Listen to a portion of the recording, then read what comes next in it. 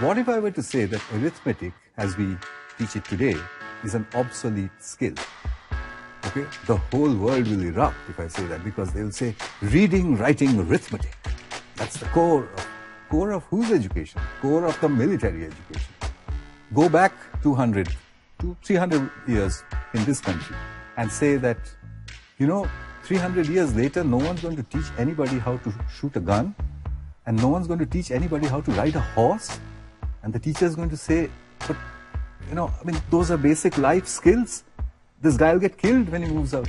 You have to say, no, ma'am, the world will have changed. These things will become sport. Shooting is a sport. Horse riding is a sport. Will arithmetic be a sport in 2061? 12 years ago, in 1999, I said, well, how did I learn to write a program? Nobody taught me. How do children learn to use computers? Nobody seems to be actually teaching them. So I stuck a computer in a slum wall, a nice big computer in those days with a nice big broadband connection, in front of children who had never seen computers before, hadn't heard of the internet, had no clue what was going on, didn't know English. And they started browsing in about 5 or 6 hours' time. And then it happened over and over and over again everywhere, until the experiment kind of burst out onto the world media with the statement that children anywhere in groups can teach themselves to use a computer. There appears to be no limit to this, that children can teach themselves almost anything if given the internet, given the permission to interact with each other, and given the absence of the teacher. The absence of the teacher in the presence of the internet can become a pedagogical tool. In education, we provide problems separate from the relevance or the context in which they need to be used. That's one of the reasons why students are so disengaged. We want technology that helps us create an environment where students are active and engaged, not just in memorizing facts, but in working with faculty to really create knowledge.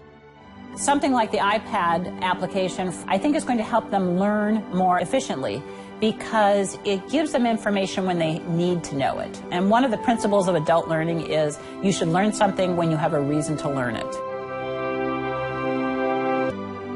In order for educational technology to be successful in the classroom, we're going to have to marry the ecosystem of the way technology works with the ecosystem of the classroom itself. The goal of this is to get teachers doing higher order things and let the computers do the more basic things of is 2 + 2 = 4 and all of the practice that is necessary. Why would schools be so rigid if they didn't need to be rigid? But when did they need to be rigid? If we look at history, the answer stares at us. Education as we know it came from war.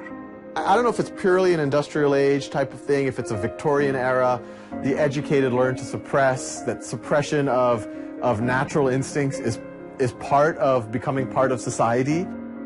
The Victorians, the amazing Victorians, produced an education system which would make us photocopies of each other.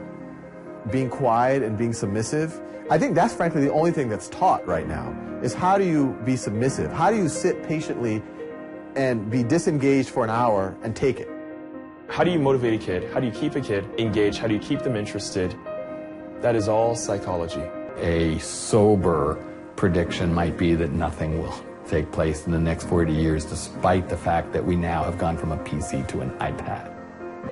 Can any teacher say that they're preparing that child for 2031, for an unknown world?